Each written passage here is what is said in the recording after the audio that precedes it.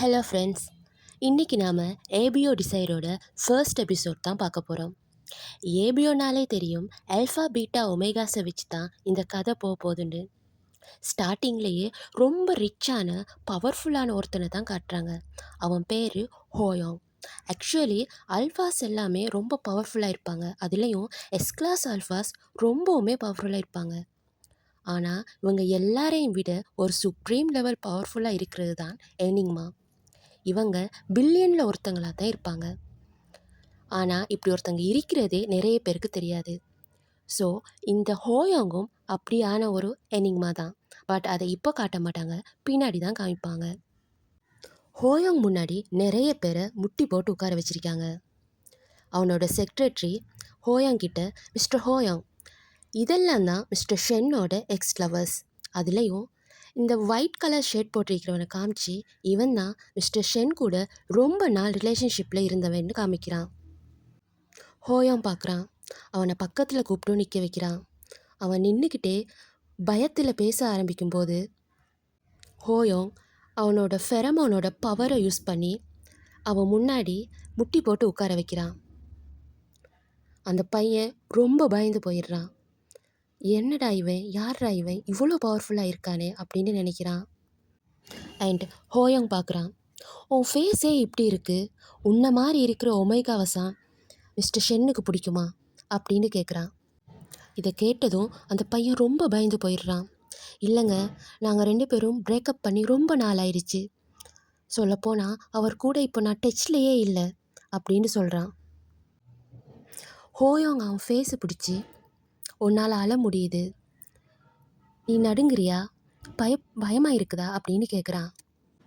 பயப்படாத, நான் உன்னை ஒன்றும் பண்ண மாட்டேன் அப்படின்னு சொல்லிட்டு செக்ரட்டரி கிட்ட கர்ச்சீஃப் வாங்கி அவனை தொட்ட ஃபேஸை தொட்ட கையை கூட தொடச்சிக்கிறான்.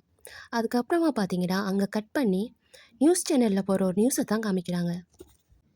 கொஞ்சம் வருஷங்களுக்கு முன்னாடி என்னென்னே தெரியாத புதிய வைரஸ் ஒன்று பரவினதாகவும் அதனால் நிறைய பேர் எஃபெக்ட் ஆனதாகவும் காட்டுறாங்க. இந்த வைரஸோட எஃபெக்ட்னால நிறைய பேரோட செக்ஷுவல் ஐடென்டிட்டியே மாறிடுச்சு அப்படின்னு சொல்கிறாங்க. இந்த ஒரு விஷயத்தினால தான் ஆல்ஃபா பீட்டா ஒமேகா அப்படின்ட்டு ஒன்று உருவானதாகவும் இப்போது அவங்களுக்குண்டு தனித்தனியே மெடிசின்லேருந்து ரெஸ்ட் ரூம்லேருந்து எல்லாமே தனியவே ஆரம்பிக்கப்பட்டிருக்கிறதாகவும் காட்டுறாங்க. ஸோ இவங்களை பற்றின ரிசர்ச் பரவலாக எல்லா இடத்துலையும், எல்லா மெடிக்கல் டிபார்ட்மெண்ட்லேயும், எல்லா பெரிய பெரிய மெடிக்கல் கம்பெனிலையும் நடக்குது. இதை பற்றி ரிசர்ச் பண்ணுற நிறைய பெரிய கம்பெனிஸில் டாப் லெவலில் இருக்கிற பெரிய கம்பெனி ஒன்றோட பேர் தான் எக்ஸ் ஹோல்டர்ஸ். இதுதான் இருக்கிறதுலையே ரொம்ப பெரிய கம்பெனிடும். இதே மாதிரி இன்னும் பல கம்பெனிஸ் இதை பற்றி ரிசர்ச் பண்ணுறதாகவும் காட்டுறாங்க. அதில் ஒன்று தான் மிஸ்டர் ஷென்னோட கம்பெனி. மிஸ்டர் ஷென்னோட ஷெங் குரூப் கம்பெனியும் எச்எஸ் குரூப்னு இன்னொரு கம்பெனியும் இதை பற்றி ரொம்ப போட்டியாக ரிசர்ச் பண்ணிட்டு இருக்கிறதா காட்டுறாங்க. அங்கே கட் பண்ணால் அடுத்து மிஸ்டர் ஷென்னை தான் காட்டுறாங்க. அவன் தான் நம்ம கதையோட செகண்ட் ஹீரோ. பார்ட்டியில் ட்ரிங்க் பண்ணிக்கிட்டு இருக்கான். அவன் கூட அவனோட மற்ற கலீக்ஸும் கூடவே இருக்கிறாங்க. அதில் இன்னொருத்தங்கிட்ட உன்னோட ஸ்மெல் ரொம்ப நல்லா இருக்குது, டிஃப்ரெண்ட்டாக இருக்குது அப்படின்னு சொன்னதும் அவன், இது என்னோட ஒமேகா எனக்கு கிஃப்ட் பண்ணது. இப்போல்லாம் இந்த பர்ஃப்யூம் தான், இந்த ஸ்மெல் தான் ரொம்ப ஃபேமஸாக இருக்குது, ஹெச்எஸ் குரூப்போட புதிய ப்ராடக்ட் அப்படின்னு சொல்கிறான். இதை கேட்டதும் பக்கத்தில் இருக்கிறவன், அப்படியா, இந்த ஸ்மெல் கொஞ்சம் ஃபெமிலியராக இருக்கிற மாதிரி இல்லை, அதாவது மிஸ்டர் ஷென்னோட ஃபெரமோனோட ஸ்மெல்லும் இதே மாதிரி தான் இருக்கும். மிஸ்டர் ஷென், ஒருவேளை இதனால தான் உங்களுக்கு ஹெச்எஸ் குரூப்பை பிடிக்காதா? ஹெச்எஸ் குரூப் மேலே உங்களுக்கு எப்போவுமே ஒரு கோவம் இருக்குது அப்படித்தானே அப்படின்னு கேட்குறான். அதுக்கு மிஸ்டர் ஷென், அப்படிலாம் ஒன்றும் இல்லை, சொல்லப்போனால் அவங்க கூட நான் கொலாபரேட் பண்ணணும்னு நினைக்கிறேன், உன்னால் முடிஞ்சால் அதுக்கு எனக்கு அரேஞ்ச் பண்ணி கொடு அப்படின்றான். அதுக்காக வை நாட், நான் அரேஞ்ச் பண்ணுறேன் அப்படின்னு சொல்கிறான். அங்கே கட் பண்ணால் மிஸ்டர் ஷென் ஹெச்எஸ் குரூப்போட ஹெட்டை மீட் பண்ணுறதுக்காக ஹெச்எஸ் குரூப் ஆஃப் கம்பெனிக்கு போகிறான். அங்கே அந்த ஹெட்டோட செக்ரட்டரி மிஸ்டர் கோட்டோ தான் அவங்க 2 பேரையும் வர வைக்கிறான். மிஸ்டர் ஷென்னும் அவரோட செக்ரட்டரியும் உள்ளே போகிறாங்க. ஃபர்ஸ்ட் டைம் 2 பேரும் மீட் பண்ணிக்க போறாங்க. 2 பேருமே எஸ் கிளாஸ் அல்ஃபாஸ். இதுதான் இங்க ரொம்ப முக்கியமான விஷயம். உள்ள போய் பார்த்தா அங்க ஒரு ஷாக். ஹெச்எஸ் குரூப்போட ஹெட் மிஸ்டர் வென்லாங் கூடவே ஒரு ஒமேகா பக்கத்துல நிக்கிறான். அவங்க உள்ள போனதும் அந்த ஒமேகாவை பார்த்த உடனே மிஸ்டர் ஷென்னுக்கு ஒன்று ஸ்ட்ரைக் ஆகுது. கொஞ்ச நாள் முன்னாடி அந்த ஒமேகாவை மிஸ்டர் ஷென் ஒரு ஹாஸ்பிட்டலில் வச்சு ஆக்சிடென்ட்லையாக மீட் பண்ணியிருக்கிறான். அந்த ஒமேகாவை பார்த்த உடனே மிஸ்டர் ஷென்னுக்கு ஒரு மாதிரி ஆயிடுது. அந்த ஒமேகா வேற யாரும் இல்லை, மிஸ்டர் ஹோயோங் தான். ஆமாங்க, எனிக்மா ஹோயோங் தான் ஒமேகா மாதிரி இங்கே ஆக்ட் பண்ணிட்டு இருக்கிறான். பட் அது ஏன் எதுக்குண்டெல்லாம் நம்ம பின்னாடி பார்க்கலாம். ஷென் பார்க்குறான். மிஸ்டர் வென்லாங், இதுதான் உங்களோட அசிஸ்டன்ட் செக்ரட்டரியா? இது முன்னாடியே தெரிஞ்சிருந்தா உங்களை மீட் பண்ணுறது எனக்கு ஈஸியாக அமைஞ்சிருக்குமே அப்படின்றான். வெண்டான் பார்க்குறான். ஹோயாங், உனக்கு இவர் முன்னாடியே தெரியுமா அப்படின்னு கேட்டதும் ஹோயாங் கொஞ்சம் நேரம் யோசிக்கிறான். அப்புறம் அவனுக்கும் ஞாபகம் வந்துடுது. ஆ, மிஸ்டர் ஷெங், இது நீங்களா? இவரை நான் எதிர்ச்சியாக தான் மீட் பண்ணேன். பட் இவர் தான் மிஸ்டர் ஷெங்ன்றதெல்லாம் எனக்கு தெரியாது. அது ஒரு ஆக்சிடெண்ட் அப்படின்ட்டு சொன்னதும் வென்லாங் பார்க்குறான். ஓ, அப்போ உனக்கு முன்னாடியே தெரியுமா? அப்படியே பேசாமல் நின்று அப்படின்றதும் ஹோயாங் பயந்துடுறான். இல்லை, அப்படிலாம் இல்லை மிஸ்டர் ஷென், என்னை மன்னிச்சிடுங்க. நான் முன்னாடியே உங்களை ரெக்கக்னைஸ் பண்ணியிருக்கணும். எனக்கு நீங்கள் பெரிய ஹெல்ப் பண்ணியிருக்கிறீங்க. என்னோடய சிஸ்டரோட பில்லையும் ஹாஸ்பிட்டல் பில்லையும் நீங்கள் பே பண்ணியிருக்கீங்க. ரொம்ப தேங்க்ஸ் அண்ட் ரொம்ப சாரி அப்படின்னு சொல்கிறான். அவனோட கார்டு எடுத்து மிஸ்டர் ஷென் கிட்ட கொடுத்து என்னோடய சாரியை அக்செப்ட் பண்ணிக்கோங்க அப்படின்னு கேட்டதும் மிஸ்டர் ஷென்னோட செக்ரட்டரி வந்து அந்த கார்டை வாங்கிக்கிறான். அண்ட் கோட்டோ வந்து ஓகே, நம்ம எல்லோரும் வெளியே போகலாம், மிஸ்டர் ஷென்னும் மிஸ்டர் வென்லாங்கும் டிஸ்கஸ் பண்ணட்டும் அப்படின்ட்டு அவங்க எல்லாரும் வெளியே போகிறாங்க. அதுக்கப்புறமா மிஸ்டர் ஷென்னும் வென்லாங்கும் பேச ஆரம்பிக்கிறாங்க. ஷென் சொல்கிறான், மிஸ்டர் வென்லாங், நம்ம 2 பேரோட இந்த மெடிக்கல் ஃபீல்டில் இருக்கிற நம்ம கம்பெனி ரொம்பவுமே வளர்ந்துருச்சு. இந்த மெடிக்கல் ஃபீல்டில் 2 பேரோட கம்பெனிஸ்னாலையும் மக்களுக்கு நிறைய நல்லது நடக்குது. நம்ம ஏன் 2 பேரும் சேர்ந்து ஒரு கொலாபரேட் பண்ணக்கூடாது? வென்லாங் சொல்கிறான், ஹெச்எஸ் குரூப் வந்து இந்த ஃபீல்டுக்குள்ளே லேட்டாக தான் ஜாயின் ஆனோம். ஆனால் நாங்கள் ரொம்பவே வளர்ந்துருக்கிறோம். அதுக்கு காரணம் எக்ஸ் ஹோல்டர்ஸோட நாங்கள் கைகோர்த்திருக்கிறது தான். அதனால தான் இவ்வளோ கொஞ்ச நாள்லேயே எங்களால் இவ்வளோ தூரம் வளர முடிஞ்சுது அப்படின்ட்டு வென்லாங் சொல்கிறான். மிஸ்டர் ஷென் பார்க்குறான். ஓ, அப்படியா, ரொம்ப நல்லது. கண்ட்ரி பியோட டாப் லெவலில் இருக்கிற கம்பெனி தான் எக்ஸ் ஹோல்டர்ஸ்.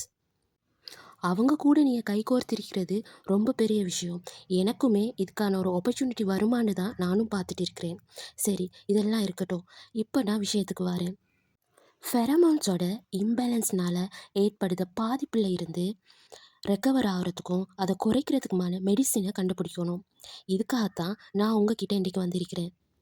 மிஸ்டர் வெங்லாங், என்னால் ரொம்ப நாள்லாம் தாமதப்படுத்த முடியாது. எனக்கு இது உடனே நடந்தாகணும். இந்த மெடிசினை உடனே கண்டுபிடிச்சாகணும். இதுக்காக நான் உங்கள் கூட சேர்ந்து வேலை பார்க்குறதுக்கு ரெடியாக இருக்கேன். நீங்கள் என்ன சொல்கிறீங்க அப்படின்ட்டு கேட்குறான். வெங்லாங் பார்க்குறான். உங்கள் கூட சேர்ந்து வேலை பார்க்குறதுல எனக்கும் சந்தோஷம்தான். நான் இதை பற்றி கொஞ்சம் யோசித்து பார்க்குறேன், கன்சிடர் பண்ணி பார்க்குறேன் அப்படின்னு சொல்கிறான். ஓகே, ரொம்ப நல்லது அப்படின்ட்டு ஷென் வெளியே வரான். வாசலில் பார்த்தா அந்த ஒமேகா, அதுதான் ஹோயோங் நிற்கிறான். ஹோயோங் ஃபோனில் யார்கிட்டயோ பேசிட்டு இருக்கிறான். ஷெங் அதை நோட் பண்ணுறான். அப்புறம் மிஸ்டர் ஷெங் அப்படின்ட்டு ஹோயோங் பேச வரும்போது ஷெங் அதெல்லாம் கண்டுக்காமல் காரில் ஏறி போகிறான். இதை அப்படியே ஹோயோங் நின்று பார்த்துட்டு இருக்கிறான். ஹோயோங் மனசுக்குள்ளே எவ்வளோ க்யூட்டாக இருக்கான் இல்லை அப்படின்னு நினைக்கிறான். இதை கோட்டு அங்கே வந்து இதை நோட் பண்ணிவிட்டு, ஹோயோங், இந்த டைமில் டேக்ஸி எதுவும் கிடைக்காது, நீங்கள் எங்கே போகணுன்னு சொல்லுங்கள், நானே உங்களை கொண்டு போய் விட்டுடுறேன். நீ என் கூட வாரத்துக்கு உங்களுக்கு ஓகேவா அப்படின்னு கேட்குறான். ஹோயோங் பார்க்குறான். செக்ரட்டரி கோட்டோ, நீங்கள் எங்கே போகிறீங்க, உங்கள் பிளேஸ் எங்கே இருக்குது அப்படின்னு கேட்டுட்டு 2 பேரும் சேர்ந்து காரில் ஒன்றா போகிறாங்க. கோட்டு ரொம்ப யோசிக்கிறான். கோட்டோ வென்லாங்க ரொம்ப பிடிக்கும். ஆனால் கோட்டு அதை காட்டிக்கிறதே இல்லை. கோட்டு ஆக்சுவலி ஒரு ஒமேகா. பட் வெங்லேங்குக்கு ஒமேகாண்டாலே பிடிக்காது. அதனால் தன்னை ஒரு பீட்டாவாக காமிச்சிக்கிட்டு தன்னோட அடையாளத்தை மறைச்சிக்கிட்டு தான் அங்கே வேலை பார்க்குறான்.